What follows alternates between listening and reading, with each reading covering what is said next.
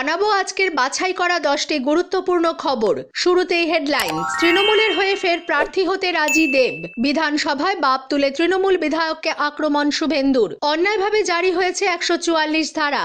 সোমবার সন্দেশখালী যাবে বিজেপি বিধায়কের দল, হুঁশিয়ারি অগ্নিমিত্রার।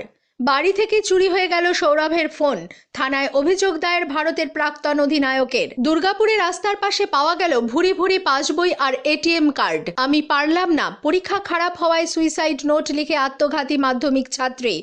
100 দিনের কাজের টাকা সরাতে টিএমসির সঙ্গে হাত মিলায়নি, তাই বাড়িতে হামলা। শীত বৃষ্টি তুচ্ছ, এবার দক্ষিণবঙ্গে অন্য দুর্যোগ। 6 জেলায় জারি সতর্কতা। আইএমডি এর ভয়ঙ্কর আপডেট। আসছি বিস্তারিত খবরে। অবশেষে গলল বরফ। শনিবার কামাক স্ট্রিটের অফিসে অভিষেক বন্দ্যোপাধ্যায়ের সঙ্গে বৈঠকের পরেই তৃণমূল কংগ্রেসের হয়ে ভোটে প্রার্থী হতে রাজি হয়েছেন সাংসদ অভিনেতা দেব। সূত্রের খবর, বৈঠকে টলি অভিনেতা জানিয়েছেন দল যদি চায় তাহলে ফের ভোটে দাঁড়াবেন তিনি। দল যেখান থেকে লড়তে বলবে সেখান থেকে নির্বাচনে লড়বেন তিনি। অভিষেকের সঙ্গে বৈঠক শেষে তৃণমূল সুপ্রিমো মমতা বন্দ্যোপাধ্যায়ের সঙ্গে দেখা করতে কালীঘাটের বাড়িতে যান তিনি। গত কয়েকদিন ধরে রাজ্য রাজনীতির চর্চার বিষয় হয়ে দাঁড়িয়েছেন ঘাটালে তৃণমূল সাংসদ দীপক অধিকারী ওরফে দেব। শাসক দলের সঙ্গে দূরত্ব তৈরির পাশাপাশি মিঠুন চক্রবর্তী এবং রুদ্রনীল ঘোষের হাত ধরে বিজেপির সঙ্গে ঘনিষ্ঠতা বাড়ানোর মতো অভিযোগ উঠেছে তার বিরুদ্ধে। গত মাসে লোকসভার প্রস্তুতি হিসাবে কালীঘাটের বাড়িতে পশ্চিম মেদিনীপুর জেলা নেতৃত্বের সঙ্গে বৈঠকে বসেছিলেন তৃণমূল নেত্রী মমতা বন্দ্যোপাধ্যায়। ওই বৈঠকে হাজির ছিলেন দেব। এমনকি ওই বৈঠকে দলের অনুগত কর্মী হিসাবে কাজ করার কথাও জানিয়েছিলেন তিনি। কয়েকদিন আগে আচমকাই ঘাটালের 3টি প্রশাসনিক পদ, ঘাটাল কলেজ, ঘাটাল মহকুমা হাসপাতালের রোগী কল্যাণ সমিতি ও বীরসিংহ উন্নয়ন পর্ষদের চেয়ারম্যান পদ থেকে ইস্তফা দিয়েছিলেন তিনি। তারপরেই সমাজ মাধ্যমে একটি পোস্টে ঘাটালে তৃণমূল সাংসদ লিখেছিলেন, সংসদে আমার শেষ দিন। ফলে রাজনৈতিক মহলে জোর জল্পনা ছড়িয়েছিল। রাজনীতিকে আলবিদা জানাচ্ছেন সাংসদ অভিনেতা। সেই জল্পনার মধ্যে এদিন আচমকাই বিকেল 4:30 নাগাদ কামাক স্ট্রিটে অভিষেক বন্দ্যোপাধ্যায়ের অফিসে হাজির হন দেব। সূত্রের খবর, অভিষেক বন্দ্যোপাধ্যায়ের সঙ্গে প্রায় 50 মিনিটের মতো বৈঠক করেন সাংসদ অভিনেতা। ওই বৈঠকে তিনি তৃণমূল কংগ্রেসের সেকেন্ড ইন কমান্ডকে জানান দলের একজন অনুগত সৈনিক হিসাবেই থাকবেন। দল যে নির্দেশ দেবে তা মাথা পেতে পালন করবেন, যেখানে বলবে সেখান থেকেই দাঁড়াবেন। অভিষেকের সঙ্গে দেখা করে কালীঘাটে যান দেব। অশান্তির আজ উত্তর 24 পরগনার সন্দেশখালী জুড়ে। বিগত 3-4 দিন ধরে ধিক করে যে অশান্তির আঁচ ছড়িয়েছে তা নিয়ন্ত্রণ করতে এবার সন্দেশখালীতে জারি করা হয়েছে 144 ধারা। বন্ধ করে দেওয়া হয়েছে এলাকার ইন্টারনেট পরিষেবা। উত্তপ্ত সন্দেশখালীর পরিস্থিতি নিয়ে এবার মুখ খুললেন বিজেপি বিধায়ক অগ্নিমিত্রা পাল। বললেন, অন্যায়ভাবে যেখানে 144 ধারা জারি করা হয়েছে, সোমবারই দলের কয়েকজন বিধায়ক মিলে সন্দেশখালীর পরিস্থিতি পরিদর্শনে যাবেন বলে জানিয়েছেন তিনি। তৃণমূল নেতাদের বিরুদ্ধে একের পর এক বিস্ফোরক অভিযোগ তুলে বিক্ষোভে নেমেছে গ্রামবাসী। তৃণমূলের পার্টি অফিসে নিয়ে গিয়ে গ্রামের মহিলাদের ওপর নির্যাতনের মতো ভুরি ভুরি অভিযোগ রয়েছে তাঁদের। জানা যাচ্ছে, শাহজাহান ঘনিষ্ঠ শিবু হাজরা এবং উত্তম সর্দারের অবিলম্বে গ্রেফতারের দাবি জানিয়ে থানায় অভিযোগ দায়ের করা সত্ত্বেও কোনো পদক্ষেপ নেয়নি পুলিশ। সেই ক্ষোভে ফেটে পড়েছে গ্রামবাসী। 5ই জানুয়ারি ইডি আধিকারিকদের উপর হামলার ঘটনার পর থেকে বেপাত্তা শাহজাহান। গোপন ডেরায় তাঁর গা ঢাকা দেওয়ার পেছনে রয়েছে শাসক দলের মদত। সেই অভিযোগ বারে বারে তুলেছে বিরোধী শিবিরগুলো। সেই সুরেই এদিন অগ্নিমিত্রাকে বলতে শোনা গেল, অপরাধী শেখ শাহজাহানকে পুলিশ ধরতে পারছে না। এদিকে 144 ধারা জারি করে দেওয়া হয়েছে, ইন্টারনেট বন্ধ করে দেওয়া হয়েছে। কেন? সেখানে কি লুকোনোর চেষ্টা করা হচ্ছে?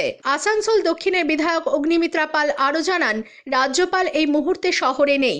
তার কাছে আমরা ইতিমধ্যেই অনুরোধ জানিয়েছি তিনি ফিরে যত দ্রুত সম্ভব সন্দেশখালী থেকে 144 ধারা তুলে নেওয়ার নির্দেশ দেন, পুনরায় ইন্টারনেট চালুর ব্যবস্থা করেন।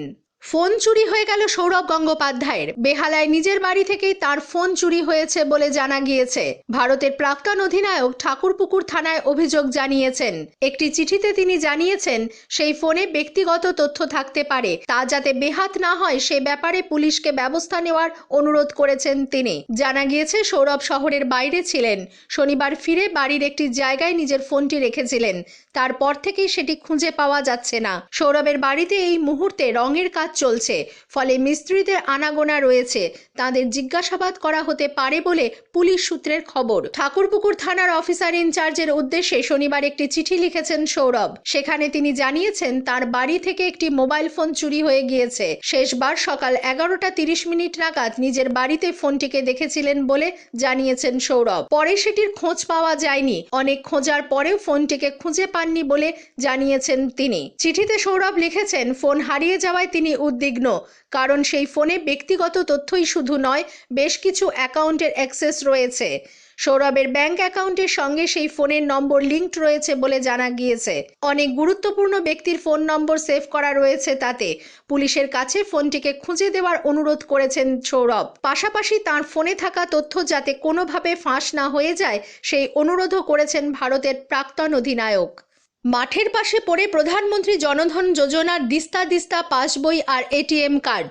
রাজ্যজোড়া দুর্নীতির আবহে এই ঘটনাকে ঘিরে চাঞ্চল্য ছড়ালো দুর্গাপুরের কোকোভেন থানার সাগরডাঙ্গা এলাকার কে ব্লক হাউজিং এর মাঠে। শনিবার সকালে সেখানে রাষ্ট্রায়ত্ত ব্যাংকের বহু পাসবই সঙ্গে এটিএম কার্ড পড়ে থাকতে দেখেন স্থানীয়রা। এত পাসবই আর এটিএম কার্ড থাকতে দেখে চোখ কপালে ওঠে স্থানীয়দের। পাতা উল্টে দেখতে পান প্রধানমন্ত্রী জনধন যোজনার পাসবই। জানাজানি হতেই এলাকাবাসীদের ভিড়ও জমে যায়। কোথা থেকে এলো প্রধানমন্ত্রী জনধন যোজনার এত পাসবই? স্থানীয়দের মনে জাগে সেই প্রশ্ন। স্থানীয় বাসিন্দা বিকাশ ঘটক বলেন, তিনি বাজারে যাচ্ছিলেন, তখনই মাঠের পাশে প্রধানমন্ত্রী জনধন যোজনার পাসবই আর এটিএম কার্ডগুলি পড়ে থাকতে দেখেন। এলাকার মানুষদেরও বিষয়টি জানান।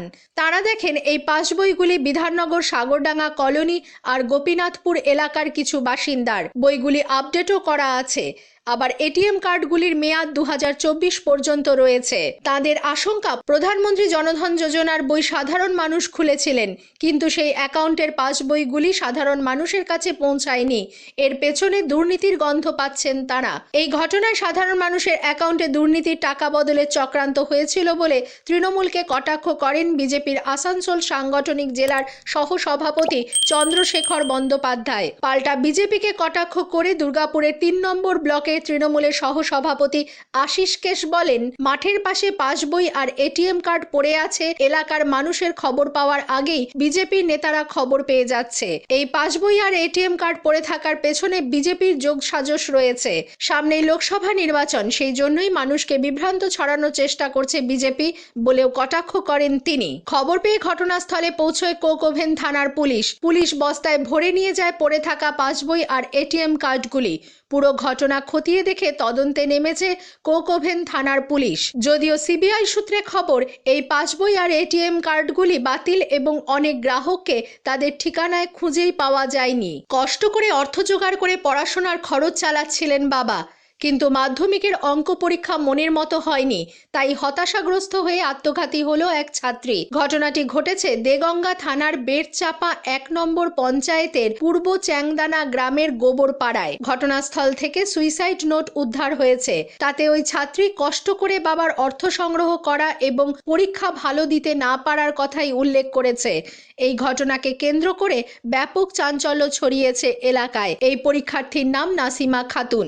জানা গিয়েছে, বৃহস্পতিবার অঙ্ক পরীক্ষা দিয়ে আসার পরে একটু চুপচাপ ছিল নাসিমা।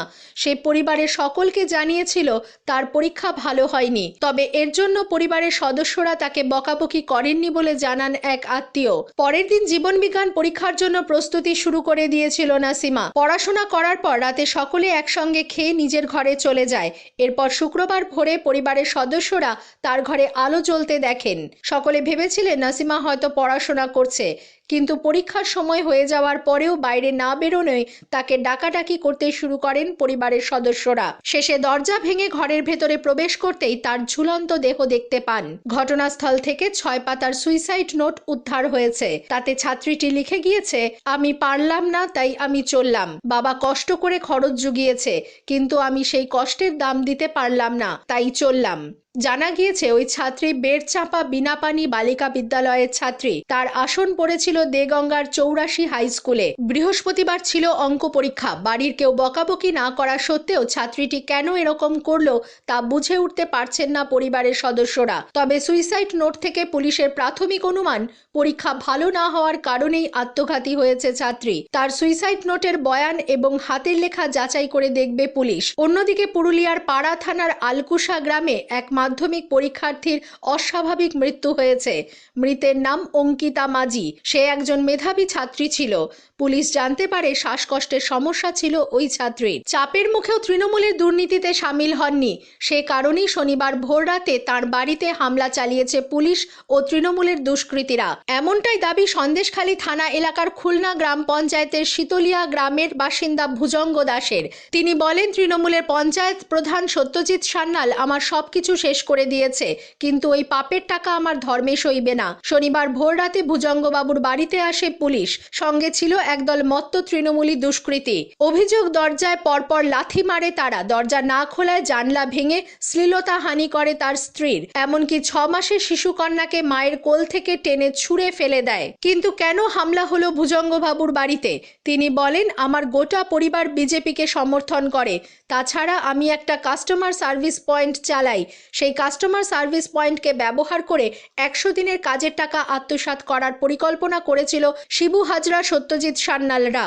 ভুজঙ্গবাবু অভিযোগ করেন, কেউ 10 দিন কাজ করলে তার অ্যাকাউন্টে 2000 টাকা ঢোকার কথা, কিন্তু কারচুপি করে তৃণমূল নেতারা 10,000 টাকা ঢুকিয়ে দিতেন। ভুজঙ্গবাবুর দাবি, এরপর তৃণমূল নেতারা আমাকে চাপ দিয়ে বলতেন গ্রাহককে না জানিয়ে তাদের টিপছাপ নিয়ে এই বাড়তি 8,000 টাকা গ্রাহকের অ্যাকাউন্ট থেকে তৃণমূল নেতার অ্যাকাউন্টে পাঠিয়ে দিতে হবে। এর বিনিময়ে আমাকে 20% কমিশন দেবে। কিন্তু আমি এই দুর্নীতিতে সামিল হতে রাজি হইনি। আমাকে 2019 সাল থেকে চাপ দিচ্ছে তৃণমূল, কিন্তু আমার তো চলে যাচ্ছে। এই পাপের টাকা আমার ধর্মে সইবে না। রাজ্যে 100 দিনের কাজে দুর্নীতির তদন্তে সম্প্রতি সক্রিয় হয়েছে ইডি ও সিবিআই। এবার দেখার এই তদন্তে তারা সন্দেশখালী পৌঁছয় কবে। আসছি আবহাওয়ার খবরে। শেষ বেলায় শীতের নাচন। মাঘ মাসের শেষে ফের রাজ্য জুড়ে ফিরেছে শীতের আমেজ। উত্তর থেকে দক্ষিণ 2 বঙ্গেই তাপমাত্রার পতন। এরই মধ্যে আবহাওয়া দপ্তরের পূর্বাভাস, আগামী 24 ঘন্টায় রাজ্যের 8 জেলায় শৈত্যপ্রবাহের পরিস্থিতি থাকবে। দুদিনেই আবহাওয়ার বিরাট ভোলবদল দেখবে বাংলা। আবহাওয়া দপ্তর জানাচ্ছে, এই মুহূর্তে রাজ্যে উত্তর পশ্চিমী বায়ু ঢুকছে। এর জেরেই রাজ্যে কমছে তাপমাত্রা। শনিবার দক্ষিণবঙ্গের 6 জেলা বাঁকুড়া, বীরভূম, পশ্চিম বর্ধমান, পুরুলিয়া, পশ্চিম মেদিনীপুর ও ঝাড়গ্রামের কিছু অংশে শৈত্যপ্রবাহের সতর্কতা জারি করেছে আলিপুর আবহাওয়া অফিস। যদিও আর বেশি দিন স্থায়ী হবে না শীত, আগামী সপ্তাহেই ল্যাজ গুটিয়ে পালাবে ঠান্ডা। বাড়তে শুরু করবে তাপমাত্রা। মাঘের সাথে সাথেই বিদায় হবে শীতেরও। আবহাওয়ার আপডেট অনুযায়ী সরস্বতী পুজোর পর থেকে ধীরে ধীরে আবহাওয়ার পরিবর্তন হবে। 13 তারিখ পর্যন্ত শুষ্ক থাকবে দক্ষিণবঙ্গের আবহাওয়া। কলকাতা সহ গোটা দক্ষিণবঙ্গে আপাতত বৃষ্টির সম্ভাবনা নেই, যদিও আগামী সপ্তাহ থেকে ফের ভোলবদল হতে পারে আবহাওয়ার। দক্ষিণবঙ্গের কিছু জেলায় বিক্ষিপ্ত বৃষ্টি হতে পারে বলে পূর্বাভাস দিয়েছে আবহাওয়া দপ্তর। তবে সরস্বতী পুজোর দিন বৃষ্টির সম্ভাবনা নেই বলেই জানিয়েছে হাওয়া অফিস। উত্তরবঙ্গের আবহাওয়া দপ্তরের আপডেট অনুযায়ী আজ দার্জিলিংয়ের উঁচু পার্বত্য এলাকায় সামান্য বৃষ্টির সম্ভাবনা রয়েছে। এছাড়া উত্তরবঙ্গের বাকি কোনো জেলায় তেমন বৃষ্টির সম্ভাবনা নেই। তবে আগামী সপ্তাহে বৃহস্পতিবার থেকে বৃষ্টি বাড়তে পারে উত্তরে। পাশাপাশি কুয়াশার দাপট থাকবে উত্তরের জেলাগুলিতে। উত্তরবঙ্গের জেলায় জেলায় শৈত্যপ্রবাহের সতর্কতা রয়েছে। স্থানীয় সংবাদ শেষ হলো।